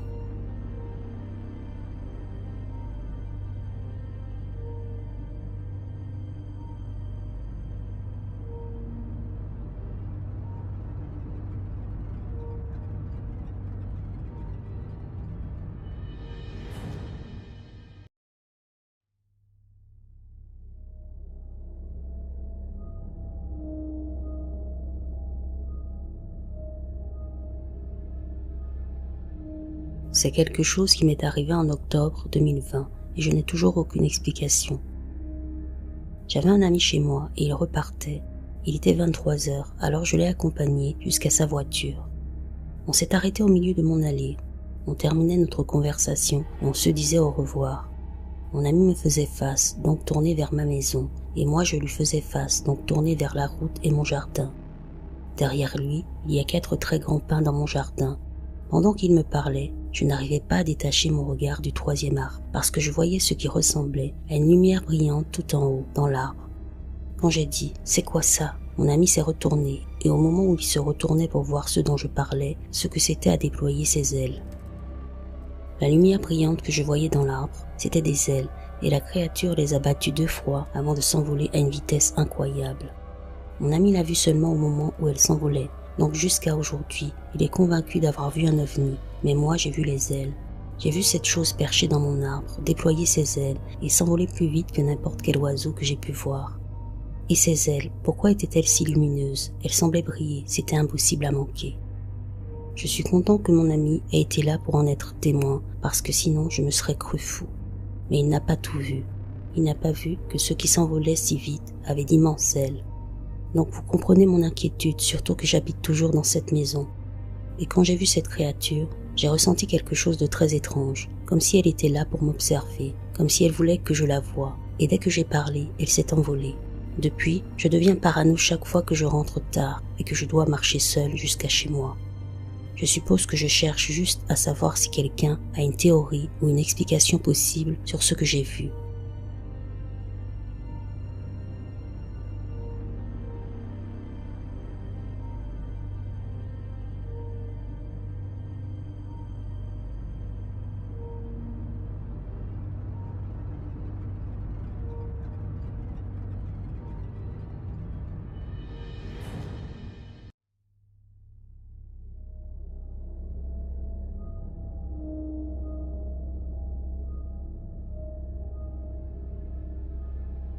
J'étais en camping avec ma famille, dans une région boisée assez reculée, loin de toute civilisation. C'était en fin d'après-midi, le soleil commençait à se coucher et une légère brume s'installait entre les arbres.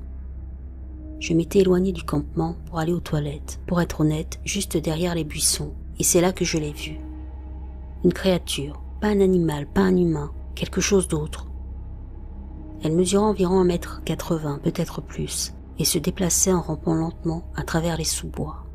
Ce qui m'a frappé en premier, c'est son apparence complètement bizarre, comme si plusieurs parties de son corps avaient été fusionnées de manière anormale. Son anatomie semblait brisée, mais en même temps étrangement fonctionnelle, comme si son corps était fait pour être difforme. J'ai griffonné un dessin dès que j'ai pu, pour ne pas oublier. Je ne suis pas un artiste, loin de là, mais j'ai essayé de capturer ce que j'ai vu. Sa peau était rugueuse, couverte de bosses et de cicatrices, presque comme une carapace organique. Elle avait des membranes de peau entre le cou, les bras et les jambes, déchirées à plusieurs endroits, comme si elle avait été attaquée ou s'était battue récemment. De son dos et de ses épaules sortaient des sortes de piquants ou de poils épais, rigides, qui semblaient vibrer légèrement à chaque mouvement. Ses yeux étaient profondément enfoncés dans son crâne, noirs comme la nuit et étrangement lumineux. Ils émettaient une lueur blanche, presque phosphorescente. Son visage n'avait pas de bouche visible, mais elle a poussé un cri que je n'oublierai jamais. C'était comme un souffle puissant qui a commencé doucement avant de monter en intensité, devenant de plus en plus fort, presque insupportable. Ce n'était pas un cri continu, mais une série de sons rythmés, comme un langage codé. Ça ressemblait à du morse ou à une sorte de signal. Je sais que ça paraît fou, mais je le jure sur tout ce que j'ai, je l'ai vu, et ce n'était pas une hallucination. Elle ne m'a pas attaqué, ni même approché. Elle s'est arrêtée un instant, a tourné sa tête vers moi, ou du moins ce qui ressemblait à sa tête, puis s'est détournée et a rampé lentement dans la direction opposée, sur ses 4 membres tordus. Ses griffes étaient recourbées, comme brisées, et son corps entier semblait avoir été fracturé à plusieurs reprises, mais il bougeait avec une fluidité étrange, presque surnaturelle. Je suis retourné au campement, le cœur battant, et je n'ai rien dit à ma famille. Ils sont du genre à tout remettre en question, à tout rationaliser. Mais moi je sais ce que j'ai vu, et depuis je fais des recherches. J'ai lu des dizaines de témoignages sur les cryptides, les entités paranormales, les créatures des forêts, mais rien ne correspond à ce que j'ai vu, rien.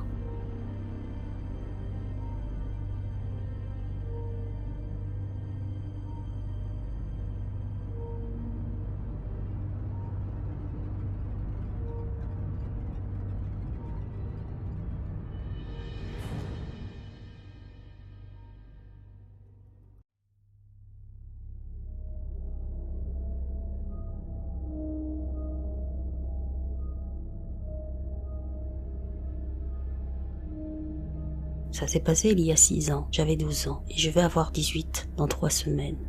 Un jour d'été en 2019, je m'ennuyais et j'ai appelé une amie, on peut l'appeler Marie. On a joué pendant quelques heures jusqu'à ce qu'on s'ennuie, alors on a décidé d'aller se promener. Je vis dans une forêt. On a marché pendant environ une demi-heure et on est arrivé à un endroit où le chemin se divisait en deux. On s'est arrêté pour choisir une direction. Moi je voulais aller à gauche, Marie à droite. Pendant qu'on réfléchissait, on a remarqué que les bruits de la forêt s'étaient tus, sauf des bruits de pas qui n'étaient pas les nôtres.